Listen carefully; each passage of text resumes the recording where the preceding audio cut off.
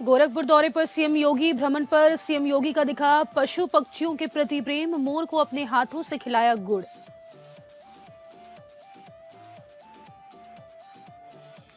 गोरखपुर में विभिन्न परियोजनाओं का लोकार्पण। मंत्री दिनेश प्रताप सिंह ने किया लोकार्पण। कहा किसानों के साथ प्रदेश को मजबूत बनाना सरकार की मंशा।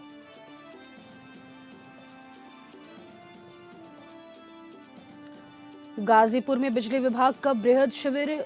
59,000 उपभोक्ताओं को मिलेगी बड़ी राहत। 85 करोड़ सरचार्ज होगा माफ। शिविर में जर्जर तारों पर भी उठे सवाल। अयोध्या में 6वें अग्निवीर बैच की पासिंग आउट परेड का हुआ आयोजन। 748 अग्निवीरों ने आयोजन में लिया हिस्सा। पासिंग आउट परेड में वंश शर्मा बने सर्वश्रेष्ठ। और चित्रकूट में खाद न मिलने से परेशान किसान ने की आत्महत्या की कोशिश। सोसाइटी गेट पर ही की फांसी लगाने की कोशिश। 3 दिन से टोकन मिलने के बावजूद नहीं मिल रहा था खाद।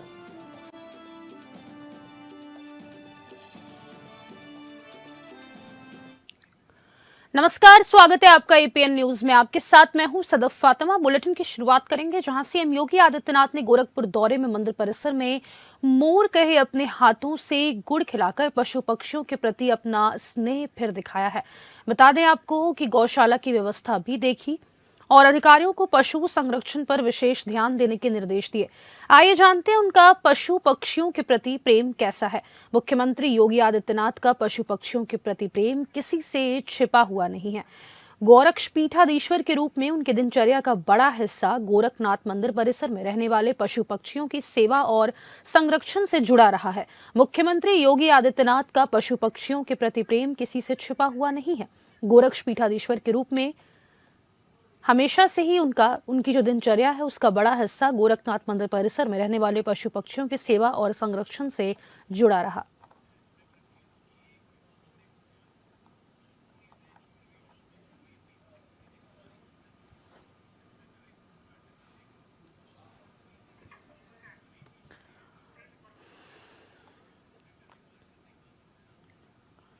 भगवान श्री कृष्ण की जन्मस्थली मथुरा में उप मुख्यमंत्री ब्रजेश पाठक ने एसआईआर अभियान को लेकर बड़ा संदेश दिया है। आपको बता दें, विशेष गहन पुनरीक्षण को लेकर वृंदावन के कैलाश नगर स्थित वे पहुंचे, जहां पर उन्होंने घर घर जाकर मतदाता सूची में नाम जोड़ने व संशोधन कराने के लिए लोगों को प्रेरित किया। उप मुख्यमंत्री ने लोगों की कुंडी खटखटाकर उनसे स्वयं मतदाता फॉर्म भरने और दूसरों को भी इसके लिए जागरूक करने की अपील की है। उन्होंने कहा कि निर्वाचन आयोग द्वारा चलाया जा रहा एसआईआर अभियान लोकतंत्र को मजबूत करने का महत्वपूर्ण माध्यम है, इसलिए कोई भी नागरिक मतदाता सूची से वंचित न रहे। कार्यक्रम में पार्टी के पदाधिकारी, कार्यकर्ता और स्थानीय लोग बड़ी संख्या में मौजूद रहे।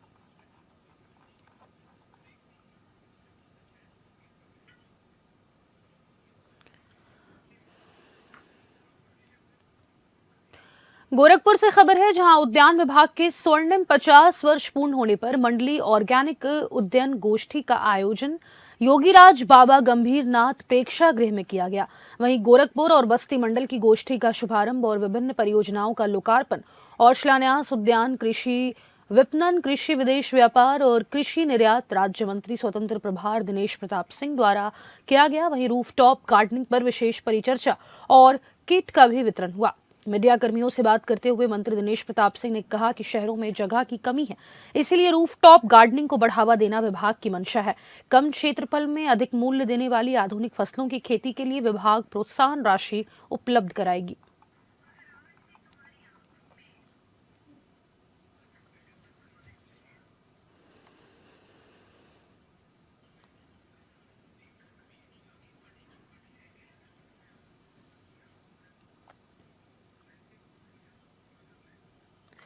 एसआईआर पर विपक्ष के लगातार हो रहे हमले पर अयोध्या विधायक वेद प्रकाश गुप्ता ने विपक्ष के द्वारा लगाए गए आरोपों पर प्रतिक्रिया देते हुए कहा है कि विपक्ष के पास कोई मुद्दा नहीं है, जिसके चलते वे एसआईआर को लेकर बयान दे रहे हैं। उन्होंने कहा कि फर्जी वोटों को लेकर विपक्ष को चिंता है, लेकिन यह चिंता बेबुनियाद है। गुप्ता ने कहा कि बिहार चुनाव में एसआईआर के तहत किसी एक व्यक्ति ने अपने नाम काटे जाने की शिकायत चुनाव आयोग में नहीं की है, जो यह दर्शाता है कि विपक्ष का आरोप निराधार है। उन्होंने कहा कि कर्नाटक में उनकी सरकार है जहां पर वोट चोरी का कोई आरोप नहीं लगाया गया है। इसके अलावा उन्होंने सपा सांसद अवधेश प्रसाद के राम मंदिर ध्वजारोहण कार्यक्रम को लेकर दिए गए बयान पर प्रतिक्रिया दी है और कहा है कि दलित समाज के लोग भी इस कार्यक्रम में शामिल हुए थे और उन्होंने पूजा में भाग लिया था। उन्होंने कहा कि राम तो सबके हैं और ये वोट की राजनीति नहीं होनी चाहिए।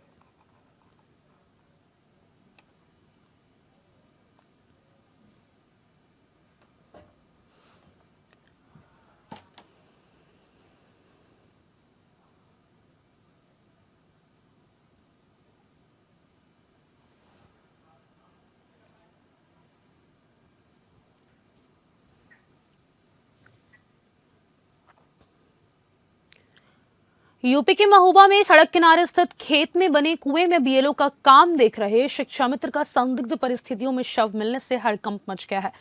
बताया जा रहा है कि एसआईआर के काम में लगे शिक्षा मित्र शंकर लाल राजपूत बीते शनिवार को एसआईआर फॉर्म ऑनलाइन कराने की बात कहकर घर से निकले थे। इसके बाद वापस नहीं लौटे। परिजनों द्वारा काफी खोजबीन के बाद आज उनका शव गांव के मुख्य सड़क के किनारे स्थित मुन्ना के खेत में बने कुएं पर पड़ा मिला है। परिजनों ने एसआईआर के चलते डिप्रेशन में आकर आत्महत्या करने का आरोप लगाया है। वहीं सूचना पर पहुंची पुलिस ने रेस्क्यू कर मृतक के शव को बाहर निकाल परिजनों की मौजूदगी में पंचनामा भरकर पोस्टमार्टम को भेज मामले की हर पहलू से जांच पड़ताल शुरू कर दी है।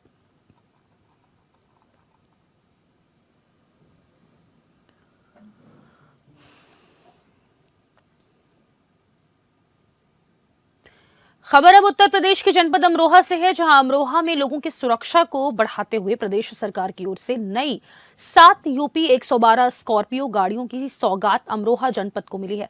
वहीं डायल यूपी 112 के बेड़े को मिली इन 7 गाड़ियों की सौगात से अब विषम परिस्थितियों में फंसे नागरिकों को त्वरित मदद मिलने में और ज्यादा आसानी होगी। बता दें कि अमरोहा एसपी अमित कुमार आनंद ने नई चमचमाती 7 स्कॉर्पियो गाड़ियों को हरी झंडी दिखाकर रवाना किया।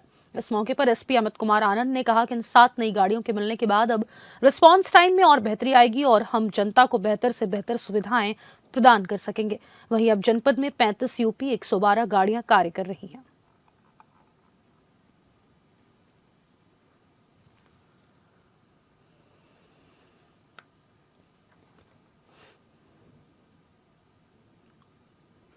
अयोध्या स्थित डोगरा रेजिमेंट सेंटर में 6वें अग्निवीर बैच की पासिंग आउट परेड का आयोजन किया गया है। इस अवसर पर 748 अग्निवीरों ने अपने प्रशिक्षण को सफलतापूर्वक पूरा करके सेना में शामिल होने का अवसर प्राप्त किया। वहीं परेड का नेतृत्व अग्निवीर अर्पित ठाकुर ने किया, जबकि मेजर जनरल प्रिंस दुग्गल ने मुख्य अतिथि के रूप में भाग लिया और जवानों की प्रशंसा की। अग्निवीरों ने 31 सप्ताह के कठोर सैन्य प्रशिक्षण को सफलतापूर्वक पूरा किया, जिसमें उन्हें विभिन्न प्रकार की सैन्य कौशल और अनुशासन की शिक्षा दी गई है। इस अवसर पर वंश शर्मा को सर्वश्रेष्ठ प्रदर्शन के लिए गोल्ड मेडल दिया गया, जबकि लोकेश कुमार को ओवरऑल सेकंड बेस्ट का सम्मान मिला। समारोह में ब्रिगेडियर जितेंद्र शर्मा सहित सैन्य अधिकारी, जेसीओ और बड़ी संख्या में परिजन मौजूद रहे। अग्निवीरों को राष्ट्र सेवा, अनुशासन और सेना की गौरवशाली परंपराओं को निभाने की शपथ दिलाई गई। उन्हें उत्तर प्रदेश और पूर्वोत्तर राज्यों की विभिन्न सैन्य यूनिटों में तैनाती दी जाएगी, जहां वो अपनी सेवाएं देंगे।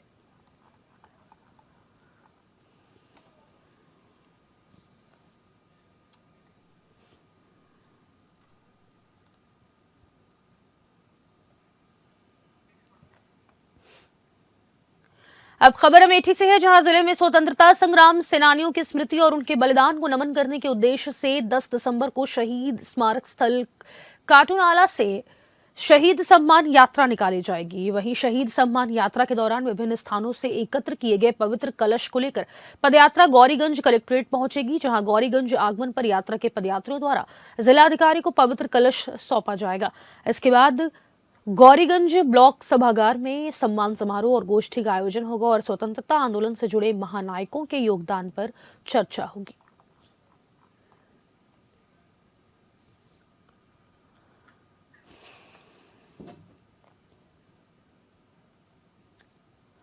गाजीपुर में बिजली विभाग की एकमुश्त समाधान योजना यानी ओटीएस को लेकर जमानिया विद्युत डिवीजन में विशाल शिविर लगाया गया, जिनमें उपभोक्ताओं की भारी भीड़ देखने को मिली है। शिविर में 202 से अधिक लोगों ने रजिस्ट्रेशन कराया और विभाग के अनुसार इस बार राहत का पैकेज भी काफी बड़ा है। अधिशासी अभियंता विजय कटारिया ने बताया कि रिवीजन की नेवर पैड श्रेणी के 26,000 उपभोक्ताओं पर 85 करोड़ रुपए का सरचार्ज माफ किया जाएगा और 63 करोड़ के मूलधन पर 25% की छूट मिलेगी। यही नहीं, लॉग अनपैड श्रेणी के 33,000 उपभोक्ताओं पर 14 करोड़ का सरचार्ज और 28 करोड़ का मूलधन बकाया है। इन सभी को योजना का पूरा लाभ देने की तैयारी है। डिवीजन में कुल 59,000 उपभोक्ताओं पर 91 करोड़ से ज्यादा का मूलधन बकाया दर्ज है, जबकि विद्युत चोरी के 901 मामलों में करीब 5 करोड़ का बकाया है, जिन पर विभाग 50% तक की छूट दे रहा है।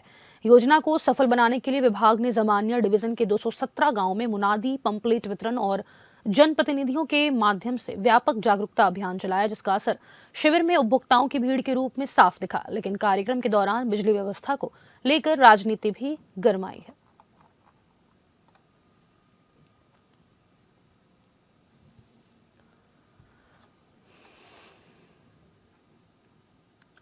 अब अगली खबर फर्रुखाबाद से है, जहां पर पुलिस अधीक्षक आरती सिंह के निर्देशन में चलाए जा रहे अभियान में खोए हुए मोबाइल को बरामद कर लिया गया है। दरअसल स्वामियों द्वारा एफआईआर दर्ज कराए जाने पर पुलिस सर्विलांस टीम ने बड़ी कामयाबी हासिल की और लगभग 35 लाख के एंड्रॉइड मोबाइल फोन बरामद किए, जिसका खुलासा पुलिस अधीक्षक आरती सिंह ने आज पुलिस सभागार में किया। वहीं मोबाइल स्वामियों को 151 फोन सुपुर्द किए गए। मोबाइल पाकर स्वामियों के चेहरे पर खुशी दिखाई दी।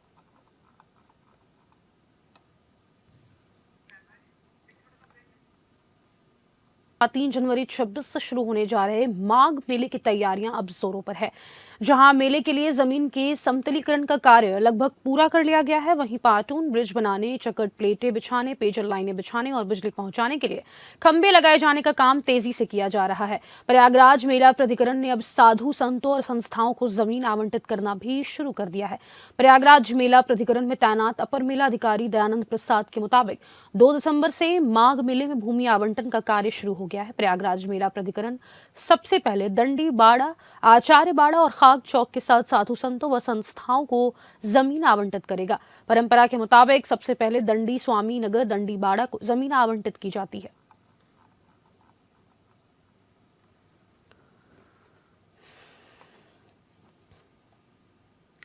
सेमरहनिया घाट पर अब तक पुल नहीं बन सका है। 9 गांव के लोग जान जोखिम में डालकर नदी पार करने को मजबूर हैं। वहीं रोजाना राप्ती नदी को नाव से पार करते हैं ग्रामीण, वहीं बाइक समेत सवारी होती है। वहीं बताया जा रहा है कि पुल बनते ही जिला मुख्यालय भिनगा की दूरी 15 किलोमीटर तक कम हो जाएगी। पुल ना होने से बदला नासरगंज होकर लंबा रास्ता तय करने की मजबूरी बनी हुई है। नाव पर अधिक भीड़ और बाइक लोड होने से कभी भी बड़ा हादसा हो सकता है। सर्वे के बाद भी आज तक पुल निर्माण पर कोई ठोस कार्रवाई नहीं हुई है। मनोज श्रीवास्तव, इंद्रजीत यादव, बद्रीश श्रीवास्तव और कैलाश नाथ चक्रवर्ती ने पुल बनाने की मांग की है। वर्षों से अटकी पड़ी है लोगों की जरूरत, जिम्मेदारों ने कोई ध्यान नहीं दिया। इस पर विधायक इंद्राणी वर्मा बोली कि प्रस्ताव शासन को भेजा गया है, जल्द स्वीकृति की उम्मीद है। हर चुनाव में पुल का मामला उठता है, बाद में भुला दिया जाता है। पुल बनने से शिक्षा, इलाज और व्यापार को सीधा फायदा पहुंचेगा, जिससे हजारों लोगों को राहत की उम्मीद है।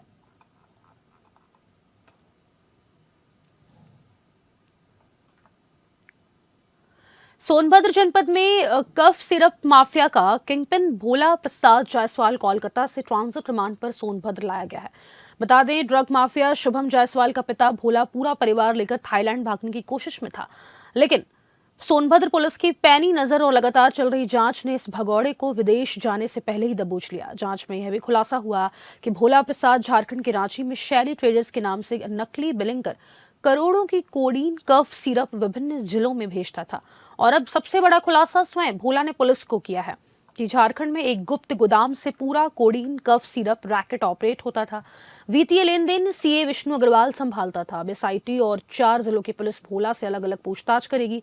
ये रैकेट सिर्फ तस्करी नहीं बल्कि एक व्यवस्थित ड्रग सप्लाई चेन था। शैली ट्रेडर्स, जिसका अस्तित्व जमीन पर नहीं पर कागजों पर एक विशाल बुकिंग सेंटर की तरह है। भोला प्रसाद ने स्वीकार किया कि पूरा कोडीन कफ सिरप का संचालन रांची के एक गोदाम से चलता था। उसी से खेप निकलती, उसी से फर्जी बिलिंग तैयार होती और अलग अलग राज्यों में भेजी जाती। वित्तीय लेन देन, बैंक, नकदी और हवाला सब कुछ संभालने वाला था सीए विष्णु अग्रवाल। अब पुलिस सीए को भी जल्द ही पकड़ सकती है। वहीं 25 करोड़ का फर्जी कारोबार पुलिस जांच में सामने आया है कि भदोही, चंदौली, वाराणसी और सोनभद्र 4 जिलों में 25 करोड़ रुपए का फर्जी लेन देन किया गया।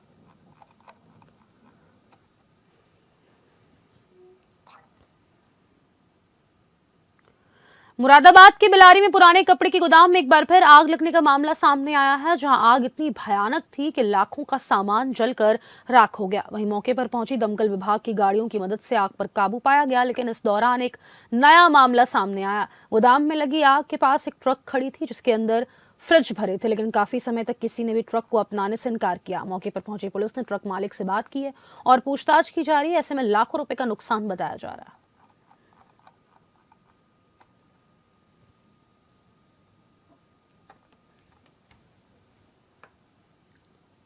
उत्तर प्रदेश के चित्रकूट जनपद मऊ तहसील से एक चौंकाने वाली खबर सामने आई है, जहां खाद के लिए परेशान एक किसान ने आज आत्महत्या की कोशिश की है। बता दें कि 3 दिन से टोकन मिलने के बावजूद खाद नहीं मिलने से किसान इतना टूट गया कि वो सोसाइटी गेट पर ही फांसी लगाने चढ़ गया। वहीं मौके पर मौजूद लोगों ने किसी तरह उसे बचाया। किसानों की खाद संकट की ये तस्वीरें अब सवाल उठाती है कि आखिर वितरण व्यवस्था में ऐसी लापरवाही क्यों। फिलहाल प्रशासन ने जांच के आदेश दिए हैं, लेकिन सवाल अब भी वही है, क्या किसानों को वक्त पर खाद मिलेगा।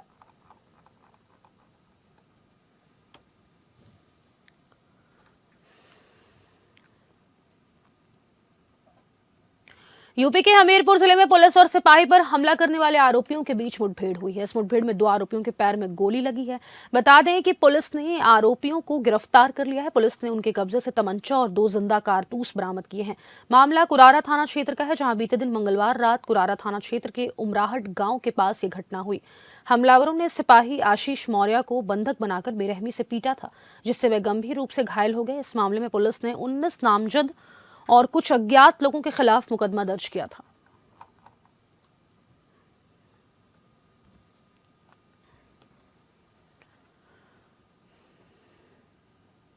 यूपी के कौशाम्बी जिले में एक युवक की खून से लथपथ लाश मिलने से हड़कंप मच गई है। आपको बता दें, करारी थाना क्षेत्र के लक्ष्मणपुर गांव के पास शव मिलने के बाद पुलिस ने जांच शुरू कर दी है। वहीं मृतक की मां ने गंभीर आरोप लगाते हुए 2 लोगों को गिरफ्तार किया है। माफ कीजिएगा, 2 लोगों को नामजद किया है। घटना करारी थाना क्षेत्र के लक्ष्मणपुर गांव के पास की है। शव की पहचान मध्य प्रदेश के रीवा जिले के भस्मा थाना बैकुंठ क्षेत्र के रहने वाले 25 वर्षीय सूरज के रूप में हुई। मृतक की मां उमा देवी ने मंझनपुर थाने में तहरीर देकर बड़ा आरोप लगाया है। उनका कहना है कि ठेकेदार का लड़का विशाल और उसका भांजा छोटू उनके कमरे पर आए और सूरज को जबरन अपने साथ ले गए। मां ने तहरीर देकर दोनों लोगों पर हत्या का मुकदमा दर्ज कराया। हालांकि हत्या की वजह अभी स्पष्ट नहीं है। पुलिस हर एंगल पर जांच कर रही है।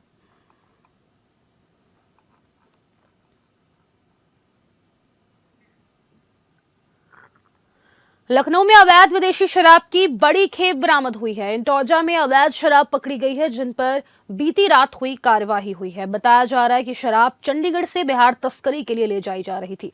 ट्रक वाहन संख्या PB 65AH 3597 से 443 पेटी गैर प्रांत की अवैध विदेशी शराब बरामद हुई।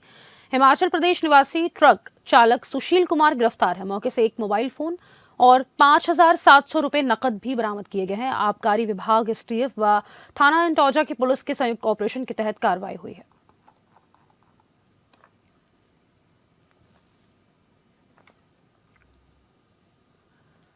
अब खबर कुशीनगर से है, जहां अनियंत्रित ट्रेलर ने दूसरे साइड में कई गाड़ियों को ठोकर मारी है। बता दें कि दूसरे साइड से जा रहे ई-रिक्शा, ट्रक और ट्रैक्टर में ट्रेलर की तेज भिड़ंत हुई। 10 लोगों के गंभीर घायल होने की खबर सामने आई है, जिसमें 3 लोगों की मौत हो गई और एक की मौके पर मौत हुई, जबकि दूसरे की CHC में मौत हो गई।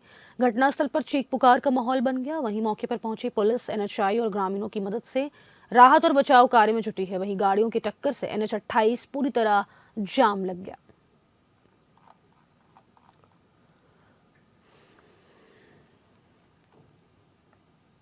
अब बस्ती से खबर है, जहां शादी समारोह से लौट रहे पति पत्नी की ओवरलोड ट्रक की चपेट में आने से मौत हो गई है। वहीं ई-रिक्शा पर कुल 4 लोग सवार थे, जहां 2 की हालत नाजुक बताई जा रही है। घायल में एक बच्चा और बुजुर्ग भी शामिल है। वहीं मृतक दोनों दंपत्ति कलवारी थाना क्षेत्र के बताए जा रहे हैं। बता दें कि JCB से ट्रक हटाया जा रहा है।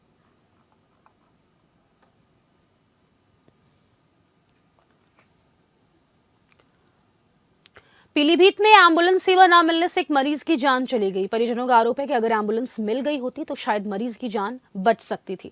थाना करेली के छिंदौरा खड़गपुर की रहने वाली सुनीता का कहना है कि उसके देवर साजू को दौरा पड़ा। 108 एम्बुलेंस CHC बिलसंडा लेकर आई। इलाज के बाद जिला अस्पताल रेफर किया गया। सुनीता का आरोप है कि कई बार फोन किया मगर एम्बुलेंस सुविधा नहीं मिली, जिससे लालमन की मौत हो गई है। डॉक्टर छत्रपाल का कहना है कि हालत ज्यादा खराब थी, इसलिए इलाज के बाद जिला रेफर किया था, जहां एम्बुलेंस नहीं आ पाई।